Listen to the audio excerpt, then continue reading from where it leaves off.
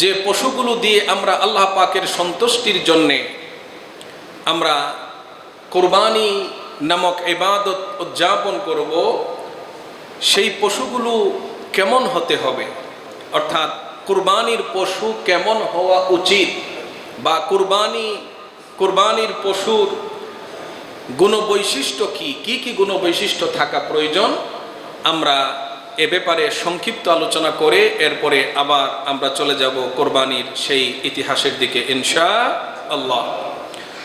প্রথমেই প্রশ্ন হচ্ছে, কোন ধরনের পশু দিয়ে কোরবানি করা যাবে? কোন ধরনের পশু দিয়ে কোরবানি করা যাবে? তো পৃথিবীতে তো পশু এবং পাখির কোনো অভাব নাই। আল্লাহ পাক দিক দিগন্তে অসংখ্য অগণিত পশু পাখি আল্লাহ তাআলা ছড়িয়ে রেখেছেন, কিন্তু কোরবানির উদ্দেশ্যে কোন ধরনের পশু দিয়ে কোরবানি করা যাবে এটা ইসলামে নির্ধারিত, শরীয়তে নির্ধারিত। 6 ধরনের পশু দিয়ে কোরবানি করা যায়, বা 6 ধরনের পশু দিয়ে কোরবানি করা জায়েজ, এটা শরীয়ত সম্মত। সেই পশুগুলোর একটি পরিভাষা, বা সেই পশুগুলোকে ইসলামের দৃষ্টিতে একটি পরিভাষায় ব্যক্ত করা হয়েছে। কোরআনে এসেছে বাহিমাতুল আনআম। বাহিমাতুল আনআম মানে হচ্ছে অহিংস্র গৃহপালিত চতুষ্পদ জন্তু। এই বাহিমাতুল আনআম বা গৃহপালিত অহিংস্র চতুষ্পদ জন্তুগুলো যেগুলো দিয়ে কোরবানি জায়েজ, এগুলো কি কি? 6 ধরনের পশু দিয়ে মূলত কোরবানি করা যায়। তন্মধ্যে আছে উট, গরু, মহিষ, দুম্বা, ভেড়া ও ছাগল। এই 6 ধরনের পশু দিয়ে কোরবানি করা জায়েজ। 3টি বড় আর 3টি ছোট। তো এর বাইরে, এই 6 ধরনের প্রাণীর বাইরে অন্য কোনো প্রাণী দিয়ে কোরবানি করা ইসলামী শরীয়তে এলাও নয়, অনুমোদিত নয়। কোনো ব্যক্তি যদি শখ করে জঙ্গল থেকে একটি হরিণ ধরে এনে ঘরে পুষে এটাকে মোটা তাজা করে হরিণ খাওয়া জায়েজ, কিন্তু এই হরিণ দিয়ে কি কোরবানি করা যাবে? কোরবানি করা যাবে না। এজন্য আমাদেরকে খেয়াল রাখতে হবে, এই 6 ধরনের প্রাণীর বাইরে যাওয়া যাবে না। 2 নম্বর প্রশ্ন হচ্ছে, কুরবানির পশুর বয়স কত হতে হবে, বা কুরবানির পশুর বয়স কেমন হতে হবে? কুরবানির পশুর বয়স বা যথোপযুক্ত বয়সের প্রাণী কোরবানি করা, এটা শরীয়তের নির্দেশ। আল্লাহর রাসূল সুস্পষ্ট হাদিসে বলে দিয়েছেন, লা তাযবাহু ইল্লা মুসিন্নাহ, তোমরা যথোপযুক্ত বয়স ছাড়া কোরবানি করো না। এখন কোন প্রাণীর ক্ষেত্রে বয়স কত হতে হবে আমরা এটা জেনে নেব ইনশাআল্লাহ। প্রথমে আমরা আসি উটের বেলায়। উটের ক্ষেত্রে বয়স হতে হবে 5 বছর। কয় বছর? 5 বছর, অর্থাৎ 5 বছর পূর্ণ হতে হবে। এর আগে উট কোরবানি করা জায়েজ হবে না। 2 নম্বর হচ্ছে গরু এবং মহিষ। গরু এবং মহিষের ক্ষেত্রে 2 বছর পূর্ণ হতে হবে। কয় বছর পূর্ণ হতে হবে বলে? 2 বছর। আমরা আজকে বা আগামী 2 দিন শনি এবং রবি আমরা কোরবানির হাটে যাব, কোরবানির পশুর হাটে আমরা যাব। আমাদেরকে খেয়াল রাখতে হবে গরু এবং মহিষের বয়সের ক্ষেত্রে। যারা পশু লালন পালন করে বা যারা পশু বিশেষজ্ঞ, তারা পশুর বয়স নির্ধারণ করে দাঁত দেখে। যদি 2 বছর হয় তাহলে বিশেষ 2টো দাঁত গজায়, অথবা 2টা দাঁত পড়ে। তো এটাও শরীয়তে এলাও। যদি কোনো ব্যক্তি বিশেষজ্ঞ যদি বলে যে হ্যাঁ এটার বয়স পূর্ণ 2 বছর পূর্ণ হয়েছে, তাহলে আমরা সেই পশু কুরবানির জন্য চয়ন করতে পারি, কোনো অসুবিধে নেই। আচ্ছা, এরপরে দুম্বা, ভেড়া এবং ছাগল, এই তিনটি ছোট প্রাণীর ক্ষেত্রে কমপক্ষে 1 বৎসর পূর্ণ হতে হবে। কমপক্ষে কয় বৎসর? 1 বৎসর পূর্ণ হইতে হবে। 1 বৎসরের আগে এই প্রাণীগুলোর মধ্যে কোরবানি করা জায়েজ নয়। তবে যদি সংকট দেখা দেয়, আর যদি 6 মাসের দুম্বা এতটাই হৃষ্টপুষ্ট যে দেখতে 1 বৎসরের মতো মনে হয়, তাহলে এটা দিয়ে কোরবানি জায়েজ হবে যদি সংকট দেখা দেয়। এরপরের প্রশ্ন হচ্ছে যে একটা পশুতে কতজন শরীক হতে পারবে? এটা আলোচনা করার আগে আরেকটা বিষয় আমরা একটু আপনাদেরকে ধারণা দিতে চাই। সেটা হচ্ছে মহিষের ক্ষেত্রে কিছু কিছু আলেমের ভিন্ন মত রয়েছে। এজন্য যদি আমাদের পক্ষে গরু কুরবানি করা সহজ হয়, যদি গরু কুরবানি করা সম্ভব হয়, তাহলে আমরা পারতপক্ষে মহিষের দিকে যাব না। কুরবানি করা জায়েজ, কিন্তু কোনো কোনো আলেম মহিষকে কোরবানির জন্য প্রাধান্য দেন নাই। এরপরে আসুন আমরা জেনে নিই একটা পশুতে কতজন শরীক হতে পারবে। একটা পশুতে কতজন শরীক হতে পারবে?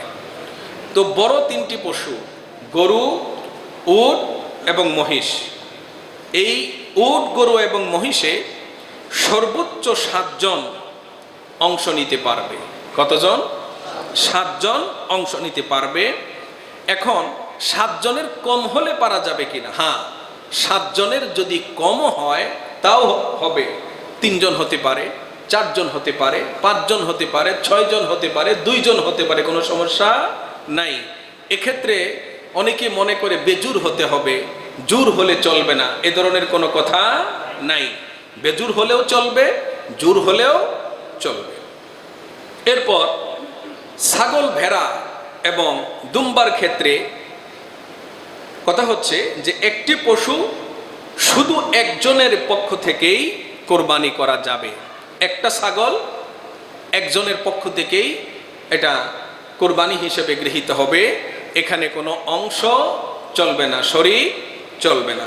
ছাগল, ভেড়া এবং উটের ছাগল, ভেড়া এবং দুম্বার ক্ষেত্রে একই কথা, একজনের পক্ষ থেকে সেটা কোরবানি হিসেবে গৃহীত হবে।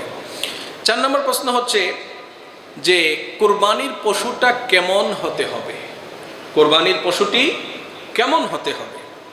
কোরবানির পশু কেমন হতে হবে এর একটা ধারণা সূরা বাকারায় আল্লাহ তাআলা আমাদেরকে বনী ইসরাঈলে সংগঠিত একটি দুর্ঘটনার মাধ্যমে আল্লাহ তাআলা আমাদেরকে জানিয়েছেন।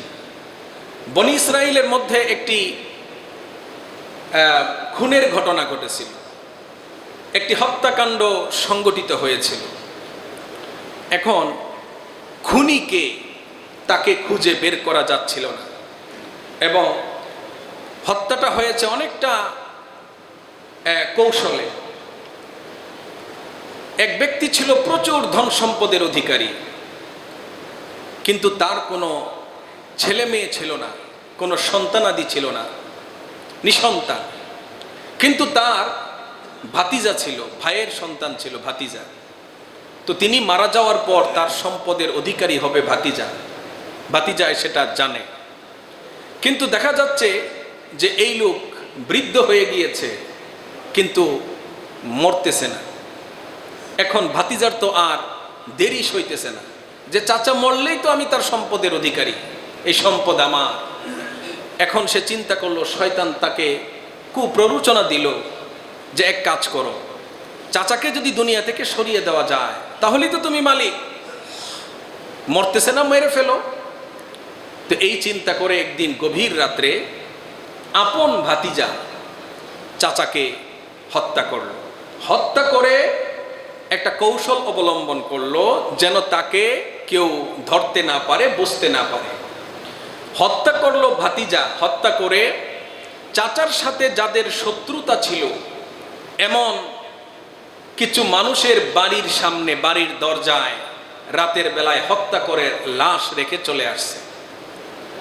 আবার চোরের মায়ের বড় গলা, সকালে উঠেই ভাতিজা সবার আগে হাউমাউ করে কান্না শুরু করে দিয়েছে এবং আমার চাচাকে যারা হত্যা করেছে তাদেরকে কঠিন বিচারের সম্মুখীন করা হবে, হত্যার বদলে হত্যা, এই ধরনের মানে আওয়াজ উঠানো শুরু করে দিয়েছে। এক পর্যায়ে যাদের বাড়ির দরজায় লাশ পাওয়া গিয়েছে তারা বলতেছে যে আমরা এ ব্যাপারে কিছুই জানি না, আমরা তাকে হত্যা করি নাই, কিন্তু কে শুনে কার কথা? চাচার পক্ষের মানুষ, ভাতিজা প্ররোচিত করেছে, তাদেরকে উস্কানি দিয়েছে, আর ওই পক্ষের মানুষের মধ্যে লেগে গিয়েছে তুমুল মারামারি। তখন এক বৃদ্ধ বলতেছে, আলামা তাতাকাতালুন, তোমরা কেন পরস্পরে মারামারি করছো? তোমরা কেন মারামারি করছো? বলে খুনি খুঁজে বের করার জন্য। তো ওই বৃদ্ধ বলতেছে যে তোমাদের মধ্যে একজন স্বনামধন্য নবী আছেন, বনি ইসরাইলের প্রসিদ্ধ নবী, উলুল আজম 5 জন নবীর মধ্যে একজন নবী, আল্লাহর খুব প্রিয় নবী মূসা আলাইহিস সালাতু ওয়াস সালাম। তোমরা তার কাছে যাও, তার কাছে গেলেই তিনি আল্লাহর সাহায্য নিয়ে আল্লাহ পাকের পক্ষ থেকে তিনি তোমাদেরকে বলে দিতে পারবেন খুন কে করেছে। এরকম একটা সিস্টেম যদি আমাদের দেশে চালু থাকতো তাহলে ভালো হইতো না? তাহলে এই যে খুনের কত তদন্ত রিপোর্ট তো আর বাস্তবতার মুখ দেখে না। এরকম যদি হইতো যে কোনো পীর সাহেবের কাছে গেলে এটা বের হয়ে আসে, তাহলে একটা সহজ পদ্ধতি হইতো। যাই হোক, তো এখন নবী মূসা আলাইহিস সালামের কাছে গিয়েছেন। নবী মূসা আলাইহিস সালাতু ওয়াস সালাম তিনি আল্লাহ তাআলার কাছে প্রার্থনা করলেন যে আল্লাহ তুমি আমাকে ইলহামের মাধ্যমে, ওয়াহির মাধ্যমে জানিয়ে দাও কে খুন করেছে। তো এই খুনিকে খুঁজে বের করার জন্য আল্লাহ তাআলা এখানে তিনি কিছু ঘটনার আশ্রয় নিলেন। আল্লাহ পাক নবী মূসাকে বললেন, যারা তোমার কাছে খুনির পরিচয় জানতে এসেছে তাদেরকে বলো তারা যেন একটা গাবী জবে করে। তো এখন তারা যখন আসলো নবী মূসার কাছে, মূসা আলাইহিস সালাম বললেন যে আল্লাহ তাআলা তোমাদেরকে নির্দেশ দিচ্ছেন যে তোমরা একটা গাবী জবে করো, আন তাযবাহু বাকারাহ। তো বনি ইসরাইলের লোকদের স্বভাব ছিল বক্র স্বভাব। যদি বলতো মূসা আলাইহিস সালাম যদি বলতেন ডাইনে যাও তাহলে তারা বাম দিকে দৌড় দিত, যদি বলতো সামনে যাও তাহলে পিছন দিকে যেত। এরা ছিল খুব বক্র স্বভাবের। তো নবী মূসা আলাইহিস সালাম যখন বললেন তোমরা একটা গাবী জবাই করো, গাবী জবাই করে ওই গাবীর কোনো একটা অংশ দিয়ে, তাফসিরে এসেছে যে ওই গাবীর, জবাইকৃত গাবীর লেজ দিয়ে মৃত ব্যক্তিকে আঘাত করলেই সে প্রাণ ফিরে পাবে এবং সে নিজেই উঠে বলে দিবে কে তাকে খুন করেছে। এখন যেহেতু বক্র স্বভাবের, এজন্য প্রশ্ন করছে যে এই গাবীর বয়স কত হবে? গাবীর বয়স কত হবে? এখানে বলে রাখি যে এটা কিন্তু একটা কুরবানি, আল্লাহর সন্তুষ্টি কামনার্থে এটা একটা কুরবানি। এখানে কুরবানির পশুর কয়েকটা গুণের কথা এসেছে। তো যখন তারা জানতে চাইল যে পশুর বয়স কেমন হবে, আল্লাহ তাআলা নবীর মাধ্যমে বলে দিলেন যে এটা হবে একটি মাঝ বয়সের গাভী। ঠিক আছে, মাঝ বয়সের গাভী, বয়স আমরা জেনে নিলাম, মানে এটা বেশি বয়স্কও হবে না আর একেবারে কম বয়সেরও হবে না। এখান থেকে কুরবানির পশুর একটা পাওয়া যায় যে কুরবানির পশুটা হতে হবে মাঝ বয়সী। 2 নম্বর প্রশ্ন হলো যে এই পশুর গায়ের রং কেমন হবে? কত রকমের পশু আছে, কালো, সাদা, তারপরে পিত বর্ণের, হলুদ বর্ণের, লাল, এই ধরনের অনেক পশু আছে। তো আল্লাহ তাআলা তাদেরকে বলে দিলেন নবী মূসার মাধ্যমে যে এই গাভীটার গায়ের রং হবে গাঢ় হলুদ, অর্থাৎ পিত বর্ণের, যেটা সাধারণত আমাদের দেশে অনেক গাভীর গায়ে দেখা যায় পিত বর্ণ। তো এর থেকে কুরবানির একটা ধারণা পাওয়া যায় যে কুরবানির পশুর গায়ের রংটা চমৎকার হতে হবে পিত বর্ণের। 2 নম্বর প্রশ্ন গেল। এরপরে 3 নম্বর প্রশ্ন তারাই করলো যে এইরকম গাভী তো অনেক আছে, তো এখন এই গাভীটা আমরা কিভাবে চয়ন করব? তখন আর উত্তর আসলো যে এই গাভীটা হতে হবে দোষ ত্রুটি মুক্ত, এর মধ্যে কোনো দোষ থাকতে পারবে না। দোষ থাকলে এটা কুরবানি চলবে না। এটাও জানার পরে তারা একটা পেরেশানির মধ্যে পড়ে গেল। এরপরে এই পেরেশানি থেকে তারা কিন্তু বের হয়ে আসতে পারতো না। তারা যতই প্রশ্ন করতো আল্লাহ তাআলা ততই উত্তর দিতেন, কিন্তু মাঝখানে তারা মুখ ফসকে বলে ফেললো ইনশা আল্লাহ। আল্লাহ তাআলার এই নাম ইচ্ছায় বা অনিচ্ছায় নেওয়ার কারণে তারা কিন্তু এই পেরেশানি থেকে বের হয়ে আসলো। তো এই যে সূরা বাকারার এই আয়াতগুলো থেকে আমরা কিন্তু কুরবানির পশুর একটা ধারণা আমরা পাই। শেষে একটা গুণের কথা বলা হলো যে এই পশুটা হবে এমন যে এটা একটা দৃষ্টিনন্দন পশু হবে, তাসুরুন নাজিরিন, দেখলেই পছন্দ হবে। এখান থেকে আমরা একটা ধারণা পাই যে কুরবানির পশুটা দেখতে যেন চমৎকার হয়, দেখতে যেন দৃষ্টিনন্দন হয়।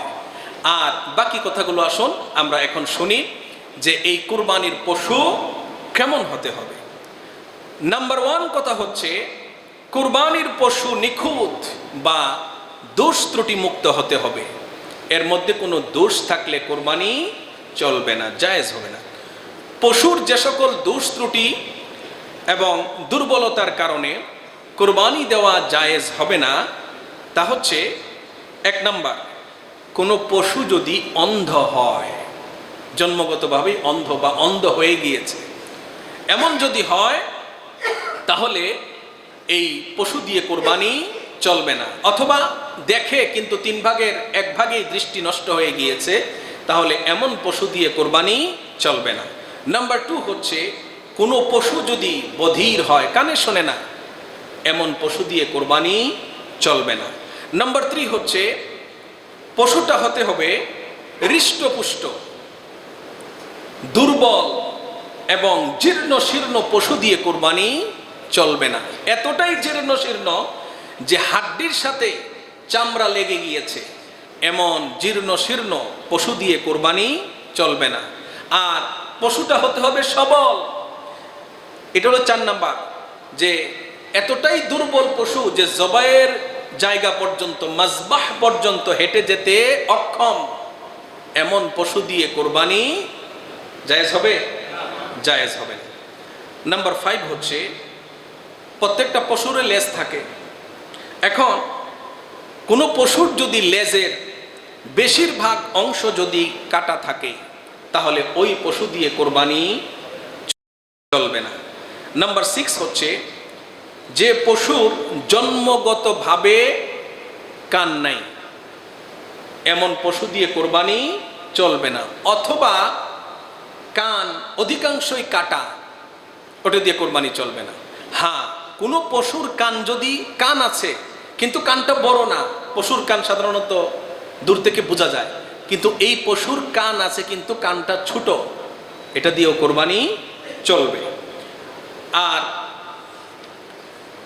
নাম্বার 7 হচ্ছে যদি কানের বেশিরভাগ কাটা থাকে, সেটা বলে ফেললাম যে কানের বেশিরভাগ যদি কাটা থাকে তাহলে সেটা দিয়ে কুরবানি চলবে না।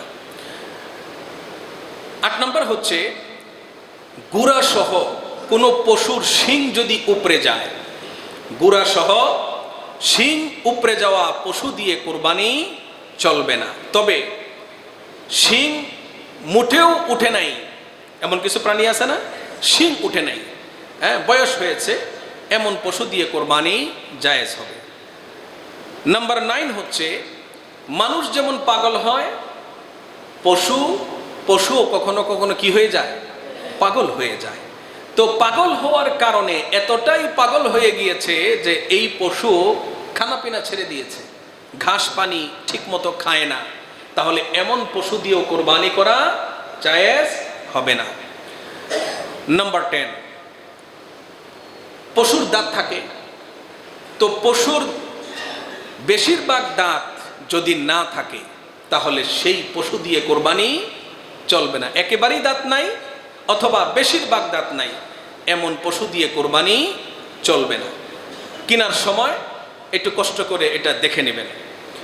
11 নাম্বার হচ্ছে নাম্বার 11, ছাগলের ওলান আছে এবং গরু এবং মহিষেরও ওলান আছে।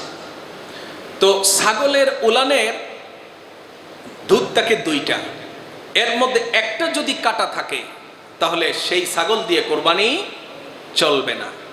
গরুর উলানে দুধ থাকে 4টা, এর মধ্যে যদি 2টাই কাটা থাকে তাহলে ওই গরু গাভী দিয়ে কোরবানি চলবে না। এখন অনেক সময় দেখা যায় গাভী কেনা হয়েছে, বাঞ্জা গাভী মনে করে যে এটা বাচ্চা দেবে না, কিন্তু ঘটনাক্রমে দেখা যাচ্ছে তার পেটে বাচ্চা। হ্যাঁ,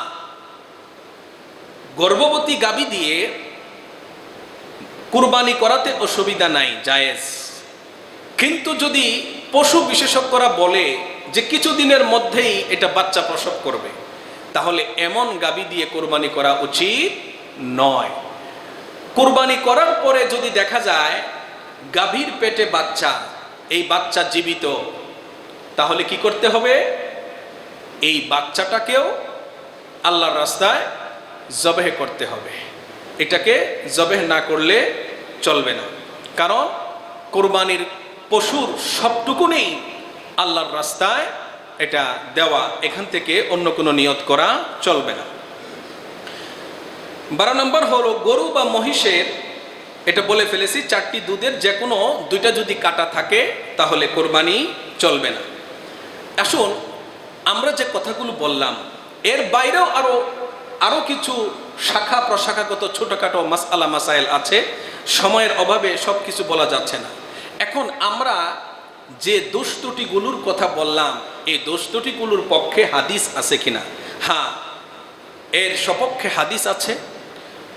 সহিহ ইবনে হিব্বানে হাদিস এসেছে, তিরমিজিতে এসেছে, এবং ইমাম তিরমিজি হাদিসটিকে সহিহ বলে তিনি হুকুম দিয়েছেন, এবং মুসনাদে আহমদেও হাদিসটি এসেছে। হাদিসটি বিশিষ্ট সাহাবী বারা ইবনে আযিব রাদিয়াল্লাহু তাআলা আনহু থেকে বর্ণিত। তিনি বলেন, কামা ফিনা রাসূলুল্লাহি সাল্লাল্লাহু আলাইহি ওয়াসাল্লাম ফাকাল আরবা লা তাজুজু ফিদ দাহায়া। বারা ইবনে আযিব রাদিয়াল্লাহু তাআলা আনহু বলছেন যে একদা বিশ্বনবী তিনি আমাদের মাঝে দাঁড়িয়ে তিনি নাতিদীর্ঘ একটা বক্তব্য দিলেন। সেই বক্তব্যে তিনি কোরবানির পশুর কিছু গুণবৈশিষ্ট্য তুলে ধরলেন। তিনি বললেন যে 4 ধরনের পশু দিয়ে কোরবানি করা জায়েজ হবে না। এর মধ্যে রাসূল বললেন, নাম্বার 1 আল আওরা আল বাইয়িন আওয়ারুহা, অর্থাৎ এমন অন্ধ গরু, যে কথাটা প্রথমেই বললাম, এমন অন্ধ গরু যার অন্ধত্ব সুস্পষ্ট, কোরবানি চলবে না। নাম্বার 2 রাসূল পাক সাল্লাল্লাহু আলাইহি ওয়াসাল্লাম বললেন ওয়াল মারিদাহ আল বাইয়িন মারাদুহা, এমন রোগাক্রান্ত পশু যার রোগ সুস্পষ্ট, বোঝা যাচ্ছে রোগাক্রান্ত। আর 3 নম্বরে রাসূল বললেন ওয়াল আরজা আল বাইয়িন দালউহা, এমন পঙ্গু যার পঙ্গুত্ব সুস্পষ্ট, এমন পশু দিয়ে কোরবানি করা যাবে না। ওয়াল কাসীরা আল্লাতী লা তুনকি, এমন আহত যার অঙ্গহানি হয়ে গিয়েছে, এর থেকে সুস্থ হওয়ার আশা করা যায় না, এমনভাবে আহত হয়েছে, এই আহত প্রাণী দিয়েও কোরবানি করা যাবে না। এই গেল হাদিসের কথা। আমরা এই বিষয়গুলো, যেহেতু আমরা আজকে থেকে অনেকেই কোরবানির হাটে যাব, এই জন্য এই কথাগুলো আমরা মনে রেখেই কোরবানির হাটে যাব ইনশাআল্লাহ। এই প্রসঙ্গে আরেকটি কথা না বললেই নয়, তা হচ্ছে অনেকেই ইউটিউব এবং ফেসবুকে বিভিন্ন আলেমদের কথা শুনে বিভ্রান্ত হচ্ছেন। অনেকেই মনে করছেন যে কোরবানি করাটা খুব গুরুত্বপূর্ণ কোনো বিষয় নয়, অথচ রাসূল সুস্পষ্ট হাদিসে বলেছেন যে কোনো ব্যক্তির যদি কোরবানি করার সামর্থ্য থাকে, কোরবানির গুরুত্ব বুঝে নেন, এটা কতটুকু গুরুত্বপূর্ণ ইবাদত, এটা খুবই গুরুত্বপূর্ণ একটি মৌলিক ইবাদত। আমরা কোরবানির পশুর গলায় যে আমরা ছুরি চালাই, এটা তো প্রতীকী একটা কাজ। মূলত আমরা ছুরি চালাই আমাদের ভিতরের যে পশুত্ব রয়েছে, এই পশুত্বের উপরে আমরা ছুরি চালাই। আমরা গরুর বা ছাগল বা উটের গলায় আমরা ছুরি চালাই না। তো আমাদেরকে মনে রাখতে হবে, রাসূল সুস্পষ্টভাবে বলে দিয়েছেন, যার কোরবানি করার সামর্থ্য রয়েছে সে যদি কোরবানি না করে, আল্লাহর রাসূল কঠোর হুঁশিয়ারি উচ্চারণ করেছেন। তিনি বলেছেন, ফালা ইয়াকরুবান্না মুসাল্লানা, ওই ব্যক্তি যেন ঈদগাহে আসবে তো দূরের কথা, এর কাছেও যেন না আসে। তাহলে আপনার কি মনে হয় ইবাদতটা কি গুরুত্বহীন না গুরুত্বপূর্ণ? গুরুত্বপূর্ণ। সুতরাং যারা মানুষকে বিভ্রান্ত করে, আমি জানি না তাদের উদ্দেশ্য কি। তারা যদি ইসলামের শত্রুদের পক্ষ থেকে তারা যদি হয়ে থাকে, প্রিপেড যদি হয়ে থাকে, তাহলে আমাদের তার জন্য কোনো বক্তব্য নাই। কিন্তু মানুষকে ইবাদত বন্দিগি থেকে অনুৎসাহিত করা এটা কখনো উচিত নয়। রাসূল বলেছেন, এই কুরবানির পশুর প্রত্যেকটি চুল এবং লোম এর বিনিময়ে যিনি কুরবানি দিবেন তিনি সওয়াব পাবেন, তিনি প্রতিদান পাবেন। সুবহানাল্লাহ বলবো না? এখন কম্পিউটারের যুগ, ক্যালকুলেটরের যুগ, মুহূর্তের মধ্যেই হিসাব করে যায় অনেক কিছু। আজকের যুগ পর্যন্ত কেউ কি বলতে পেরেছে একটা গরু একটা ছাগলের গায়ে কি পরিমাণ পশম আছে? বলতে পেরেছে? বলতে পারে না। এর মানে হচ্ছে অসংখ্য অগণিত সওয়াব আল্লাহ তাআলা এই ইবাদতের মধ্যে রেখেছেন। আল্লাহ তাআলা আমাদের থেকে তিনি জানতে চান যে আমরা আল্লাহর প্রেমে উদ্বুদ্ধ হয়ে ইসলামের জন্য আমরা সর্বোচ্চ ত্যাগ তিতিক্ষা আমরা স্বীকার করতে পারি কি পারি না। কুরবানির মাধ্যমে এটাই প্রমাণ হতে হবে, এটাই আল্লাহ পাক চান। এজন্য আল্লাহ পাক কোরআনে কারীমে আমাদেরকে সুস্পষ্ট জানিয়ে দিয়েছেন, লা ইয়ানালাল্লাহু লুহুমুহা ওয়ালা দিমাউহা ওয়ালাকিন ইয়ানালুহুত তাকওয়া মিনকুম। আল্লাহ রাব্বুল আলামিন বলছেন, তোমাদের জবাইকৃত পশুর রক্ত এবং গোশত এগুলো কোনো কিছুই আমি আল্লাহ তাআলা গ্রহণ করি না, আমার কাছে পৌঁছায় না। আমার কাছে যেটা পৌঁছায় সেটা হলো যে ব্যক্তি কুরবানি দিচ্ছে সে কোন নিয়তে কুরবানি দিচ্ছে, কোন উদ্দেশ্যে কুরবানি দিচ্ছে, তার মনের সেই ইচ্ছাটা আমার কাছে পৌঁছায়। যদি আল্লাহর সন্তুষ্টির জন্য হয় তাহলে তো প্রতিদান পাবে, কোনো কথা নাই। আর যদি খ্যাতি অর্জন করার জন্য হয়, গোশত খাওয়ার জন্য যদি শুধু হয় তাহলে সে খ্যাতি পাবে, গোশতও পাবে, কোনো সমস্যা নাই। কিন্তু আল্লাহ পাকের কাছে সে কোনো প্রতিদান পাবে না। পাবে? আল্লাহ তাআলার কাছে কোনো প্রতিদান পাবে না। এজন্য কুরবানিটা আমরা যেটা করি এটা একটা প্রতীকী ইবাদত, এটা একটি প্রতীকী বিষয়। প্রিয় ভাইরা আমার, কুরবানির ঈদের দিনে, ঈদুল আযহার দিনে আমাদের কিছু করণীয় আছে, কিছু আমল আছে যে আমলগুলো সুন্নাহ সুন্নত, সে আমলগুলো আমাদের সকলকেই জেনে নেওয়া উচিত, জানতে হবে। কুরবানির দিনের সুন্নত আমল সমূহ হচ্ছে, নাম্বার 1, খুব ভোরে প্রত্যুষে ঘুম থেকে ওঠা। ফজরের নামাজের জন্য তা আমরা অবশ্যই উঠব, যদি পারি একটু আগে উঠে আমরা যদি নীরবে নিবৃতে আল্লাহ পাকের সাথে যদি আমরা একটু বন্ধুত্ব করতে পারি, তার কুদরতের পায়ে যদি একটু সেজদা দিতে পারি, তাহলে তো নূরুন আলা নূর, সোনায় সোহাগা, এত কথাই নাই। এজন্য খুব ভোরে তাড়াতাড়ি ঘুম থেকে ওঠা। নাম্বার 2 হচ্ছে মিসওয়াক করা। কি করা? মিসওয়াক করা। মিসওয়াক ইসলামের অত্যন্ত গুরুত্বপূর্ণ একটি সুন্নাহ, রাসূলের খুবই গুরুত্বপূর্ণ একটি সুন্নাহ।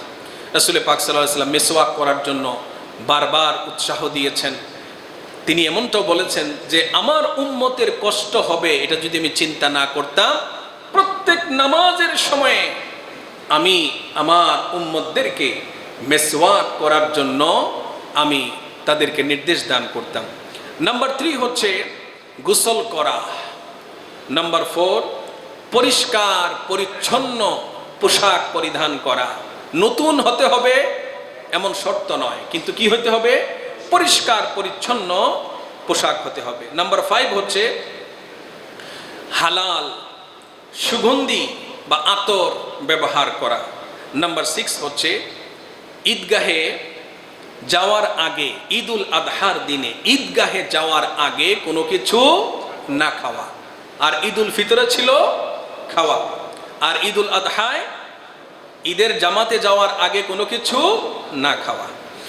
ঈদের জামাতে যাওয়ার আগে নাম্বার 7, ঈদগাহে যাওয়ার আগে উঁচু আওয়াজে তাকবীর পড়তে পড়তে ঈদগাহের দিকে রওনা হওয়া। তাকবীরটা কি? আল্লাহু আকবার, আল্লাহু আকবার, লা ইলাহা ইল্লাল্লাহ, আল্লাহু আকবার, ওয়াল্লাহু আকবার, ওয়ালিল্লাহিল হামদ। এটা উঁচু স্বরে পড়তে পড়তে আসা। নাম্বার 8 হচ্ছে অন্যদের আগে ঈদগাহে যাওয়ার চেষ্টা করা, আগে আগে ঈদগাহে যাওয়ার চেষ্টা করা। নাম্বার 9 হচ্ছে ঈদুল আজহার নামাজ তাড়াতাড়ি পড়ে কোরবানি করা বা কোরবানির প্রস্তুতি নেওয়া। নাম্বার 10 হচ্ছে ঈদগাহে যাওয়ার এক রাস্তা দিয়ে ঈদগাহে যাওয়া আর অন্য রাস্তা দিয়ে ফিরে আসা। 11 নম্বর হচ্ছে ঈদুল আজহার দিনে যিনি কুরবানি করবেন তিনি নিজের কুরবানির গোশত দিয়ে ওই দিন প্রথম তিনি আহার করবেন। এটা করা কি সুন্নাহ। আল্লাহ পাক এই আমলগুলো আমাদেরকে সকলকে করার তৌফিক এনায়েত করুন। সকলেই বলছি আমিন।